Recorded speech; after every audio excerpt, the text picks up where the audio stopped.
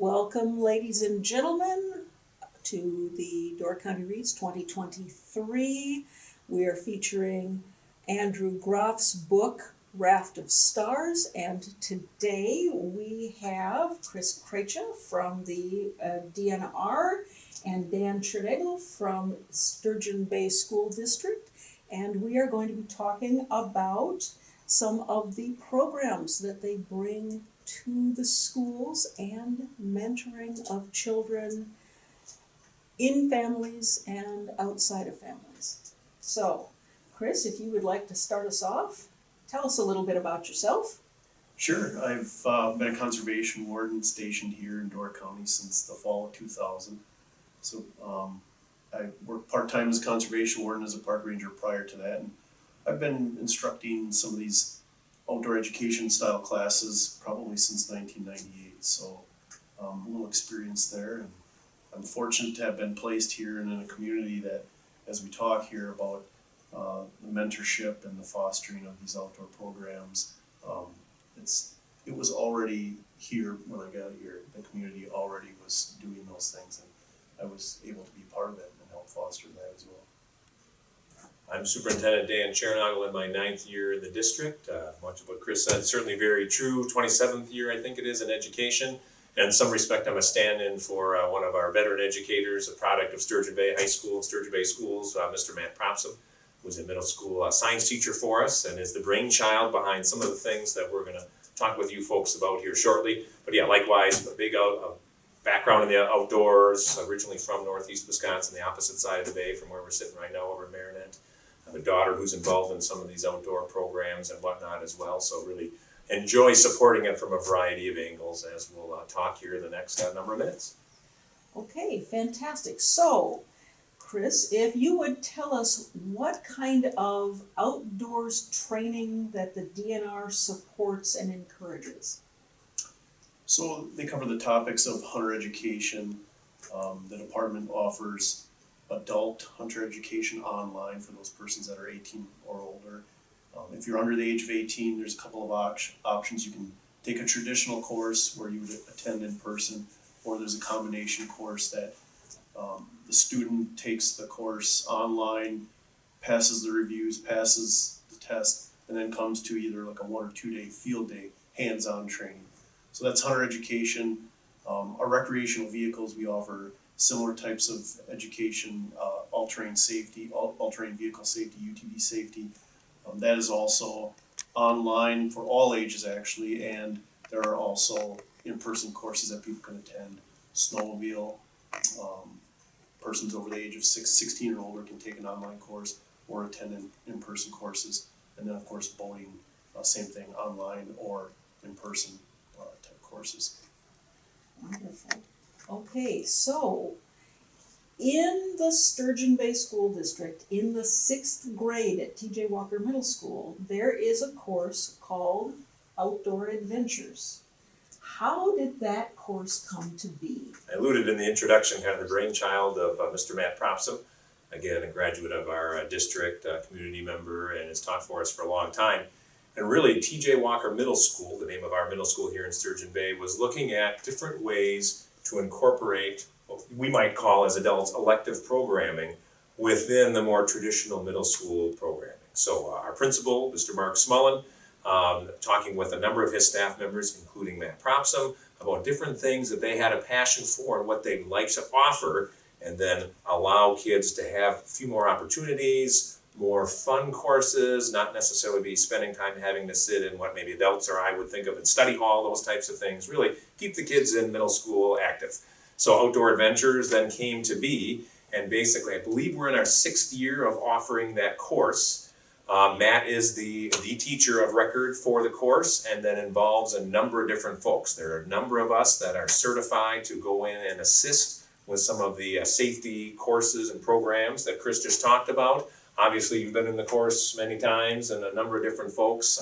Our school resource officer, Derek Jennerjohn, through the Sturgeon Bay Police Department, he's another certified instructor. The chief of police, Clint Henry, he's a certified instructor. So there's a number of us that assist Matt with some of these different courses, from the hunter's safety piece, which is what most people think of, and that is really a big part of how Matt starts the year with our sixth graders, some of whom have a background in the outdoors pursuits and hunting, some of whom have no background in that whatsoever. So it's great to see kids learn safety regardless of their background. And then again, like you said, Chris, right, the boaters, the ATV, snowmobile, we allow kids to work through all of that as a part of the overall curriculum for outdoor adventures. And if those kids and their families really choose to pursue taking those exams and getting the official certification through the Wisconsin DNR, they can do that. They're not forced to do that through the course, but those are some of the units of study, and it's really been very well received, as you know, as a parent, Beth, yourself.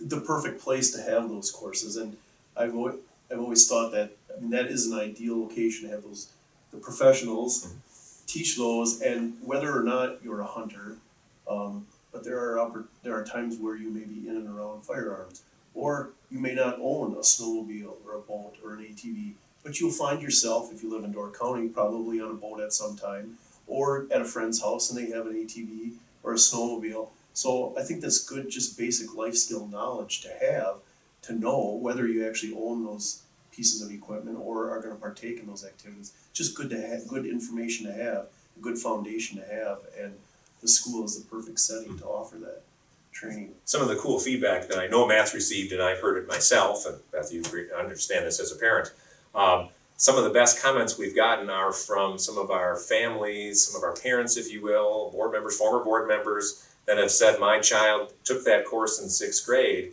and doesn't have maybe a hunting background, or parents maybe aren't hunters, maybe grandpa or uncle is, but just understanding like, hey, that's a part of life kind of in Northeast Wisconsin, certainly here in Door County, as you've said a couple of times, and knowing how when they come across some of these situations, whether it's, you know, recreational vehicle of sorts, right, or it's a firearm, that here's the way you properly handle something like this, so whether you or someone else are not in a dangerous position, and just putting those folks and their parents and grandparents, I think, at ease, that our kids understand how to really be safe, more so, frankly, than quite a few adults, which, again, as a DNR board, you know that yourself. So the course, so you had to have gotten permission from the DNR to do this, right? So how did that come about? So you guys were talking about what kinds of courses would be exciting for the kids to be able to participate in. And then you can't just declare that you're gonna teach these classes, right? Somebody had to give permission? So most of these courses that are offered outside the school and within are put on by volunteer safety instructors. They go through some training, they go through a background check, and that's what I believe there was I think we actually had a night where all of the people that are participating in this at TJ Walker Middle School went and all got the certification, went through the background check. So that's sort of the norm, or that is how it's done with the department, is that, you know, the programs, the core of the programs are the volunteer instructors, and they just happen to be teaching in the school. Yeah, I think so. Kim Cooley through the DNR, yes. Right? She's moved on to another region now.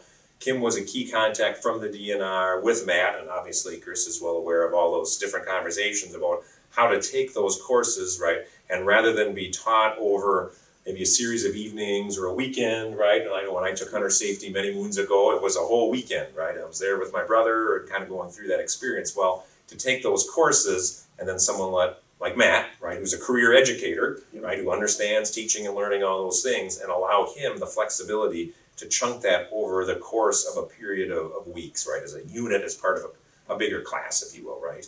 And so the kids are getting through all that content, but they're really, in many ways, they're understanding it far better than a person who takes it just a few evenings or a weekend, right?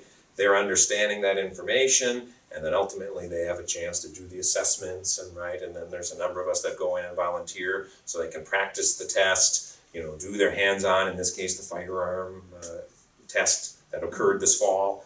The written tests, we assist Matt with that so he doesn't have to correct all those, but really take that DNR protocol, those chunks of courses, and kind of tweak them to fit well within a school setting, taught in most cases by the teacher, right, Matt himself, and then the kids go through that. And now, again, over the course of the last 6 years, I think we've typically had 2 sections. So somewhere in about that 35 on a smaller year, up to closer to 60, I think, on a larger year, kids coming through the middle school each year, right, over a period of years now. We're getting quite a few graduates, if you will, as sixth graders of these types of experiences, which is really great. Wonderful. So we talked about how there are teachers that are involved in this.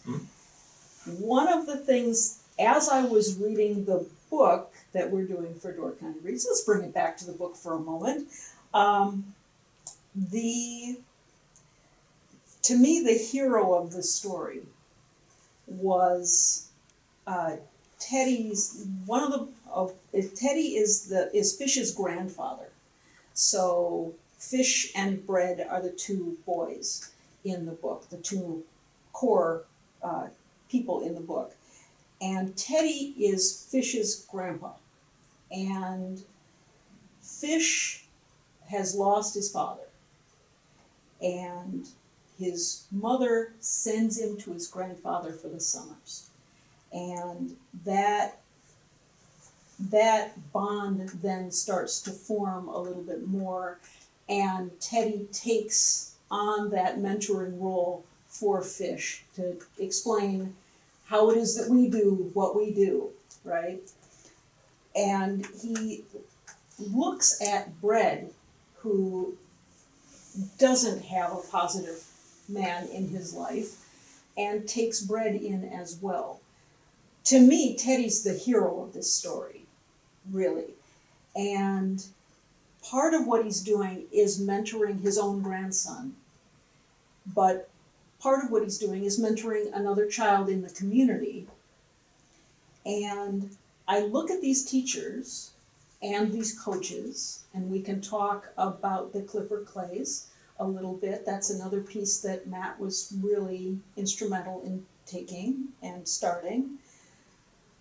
But I'd like to talk about the importance of mentorship in the community, not just within families, but within the community. So when we talk about coaches as mentors, so as you pointed out, not everybody has a parent who is going to be able to mentor them in a particular thing. Sometimes it needs to be somebody else. And that's where those coaches often come in. A lot of the coaches for the sports, and the Clipper Clays, for those who are listening, is a trap shooting club that was started up, and it's middle schoolers and high schools primarily. They've got a junior group of maybe incoming fifth graders if they're interested, but it's mostly middle schoolers and high schoolers. And and it's all men who are the coaches. I've been to the meetings, it's all men. The men who have chosen to be coaches in that have chosen to mentor children who are not their own. So talk to me a little bit about your feelings about mentorship in the community for things like this, outdoors things, but other stuff as well. I think it's critical in that these safety programs provide a lot of information. I've always thought them to provide a foundation that has to be built upon. You can't just take a hunter safety course and head out to the woods and say, I know everything I need to know to be a good hunter. There's the small details that you have to learn, sort of the adage of you have to learn on the job sort of thing. And that requires somebody to help. The rules and laws can be complex, and the activity itself can be very complex, even just the simple, or what people might think is simply operating an ATV or snowmobile. But actually, there's more to it. And so you need somebody to foster that, and it has to be built upon with experience and mentorship. So as I alluded to in the beginning, when I got stationed here, there were a couple of learn to hunt programs already in place. That was part of my requirement, or what my supervisors wanted me to do when I got to a community, was to help put on courses like that, and that was already occurring here. And so we had learn to hunt pheasant programs, learn to hunt turkey programs, where there were people that were just passionate about that particular activity and wanted to pass that knowledge on and take youth out and adults out, not just youth, but adults as well, to get them, involved and show them, show them how to do it the right way. And so those courses, they offered a little bit of classroom, and then they actually went out in the field and tried to harvest that particular type of game. So that's been here for a while. COVID kind of did a number to some of those programs, but hopefully those will come back. But and outside just Door County as well, there's other areas that have the same types of programs, these learn to hunt programs that go beyond just the state offers the public. There's youth deer hunt, there's a youth waterfowl hunt, there's youth turkey hunt that you can take your own child out or somebody else. And I mean, that's another way, right? You don't necessarily have to, we're talking about the community, you don't have to just take your own child out if you know that there's a neighbor, a friend, or a relative that might be interested. There's nothing stopping anybody from maybe taking that person under their wing and teaching them those things as well. So mentorship is key to keeping what they just learned alive and for them to get better at it. So I think from a school standpoint, viewers and listeners maybe don't always hear it put this way, even though we talk about this a lot at school. Really, we want every one of our kids who comes through the door to have some sort of meaningful connection with, at the minimum, one adult in that school building, right? Kids are from all sorts of backgrounds, right? We don't need to get into that here, right? We support them in any way we can. But we want them at a minimum to really form a connection that whether it's a good day, it's a bad day, whatever, they can go to that teacher, that coach, that mentor. I'll bring that back to mentor. For some kids, it's talking to, their favorite custodian at the end of the day, a secretary in the office. It's a long litany of people, certainly including teachers and coaches, that serve as that mentor, as that meaningful connection to kids. So as we kind of bring it back and you intersect it right with story, I think the reality is, for our kids, some connect well through music and the arts. Some certainly through sports, right? You've talked about coaching in sports several times. I think this outdoor programming, if you will, in a place like Sturgeon Bay or Door County and other places, not just in Wisconsin, but in our country, that's a big hit for kids that whether they identify with it or, boy, they have the interest, but because of the family, or maybe they lived elsewhere and moved here. We're a small Coast Guard city for those that aren't familiar with Sturgeon Bay, so we have a lot of folks from the Coast Guard that move in and out. We're a very unique geography here in a variety of respects. So those kids then have a chance to try something. I know as an adult in situations, again, as a parent and educator as well, I sometimes wonder, what's something I would be good at or really interested in that I never had a chance to try? And of course, in many ways, I'll never really know, nor will any of us or you as viewers and listeners. But the reality is with our kids, this is giving them exposure in many cases to something they haven't had a chance to try before, but they do.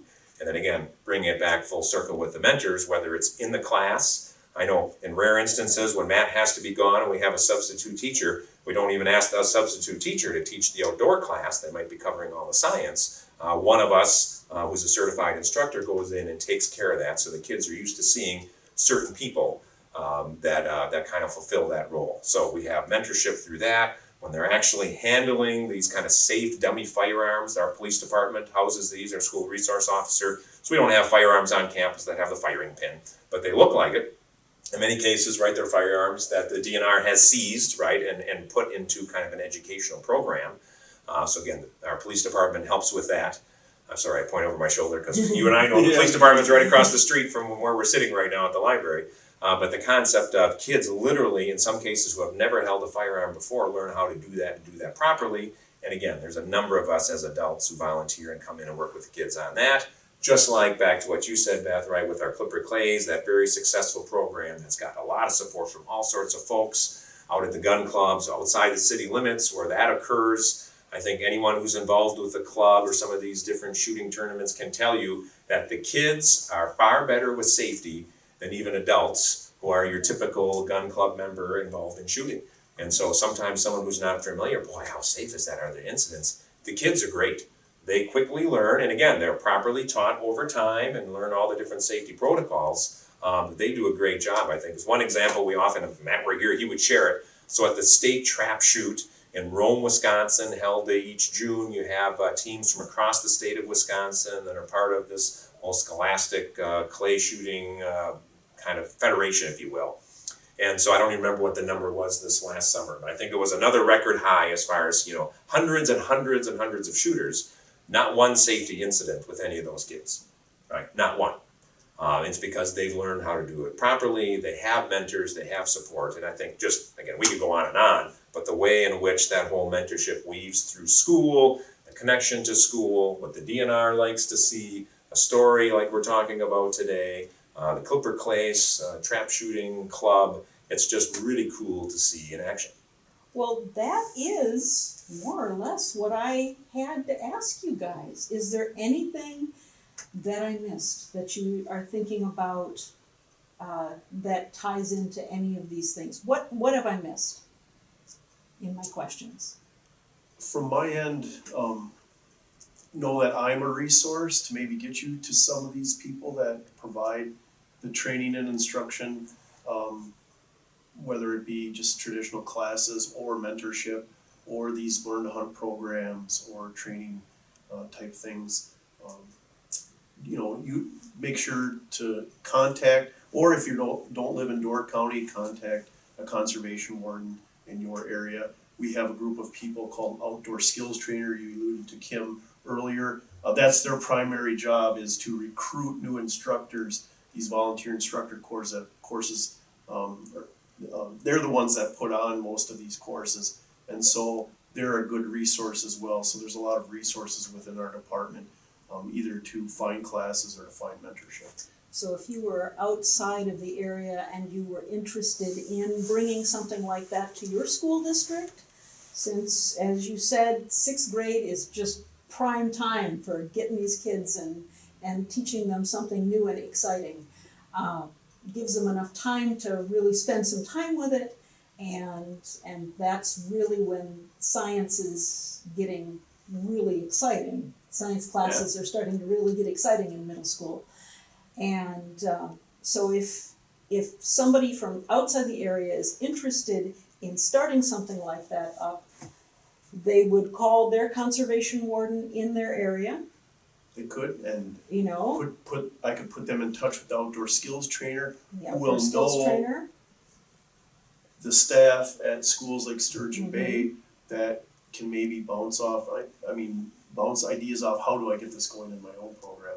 And those outdoor skills trainers will have contacts for them where they can go, how did you start it, or what did you do? And I know Matt Propson has received contacts both from the school standpoint as well as the Clipper Clays, the trap shooting, kind of how the journey of how we started. And I think, for any of our viewers out there, again, whether you're in Northeast Wisconsin or elsewhere, if you have an interested staff member, right, so you can connect through the DNR to school, or if you're starting with someone at school. I mean, in our case, and Chris, you alluded to it, right?